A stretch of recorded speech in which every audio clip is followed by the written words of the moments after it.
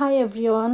এই নির্লজ্জ সরকারের নির্লজ্জ আইন ব্যবস্থা এখন বাংলাদেশ ব্যাংক কিনা পরিচালনা করবে একজন ঋণ খেলাপি।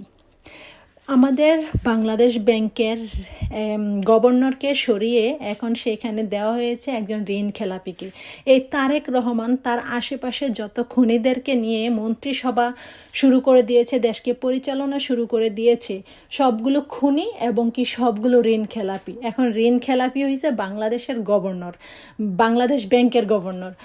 এর থেকে লজ্জা আর কি হইতে পারে? তবে তারেক রহমান হয়তো এইটাও জানে না যে খুব বেশি বাড়াবাড়ি করতেছে। বাংলাদেশের জনগণকে বিগড়াইয়া, অর্থাৎ কোনো দেশের জনগণকে বিগড়াইয়া কেউই ক্ষমতায় থাকতে পারে না, আর ক্ষমতা দীর্ঘস্থায়ী বা শক্তিশালী হয় না। সে কি প্রমাণ করতে চাচ্ছে? বাংলাদেশ গভর্নরকে সরিয়ে জায়গায় জায়গায় যে ভালো লোকগুলো আছে সবগুলোকে সরিয়ে দিচ্ছে, আর তার খুনিদেরকে নিয়ে ওইখানে বসাচ্ছে। ছি ছি।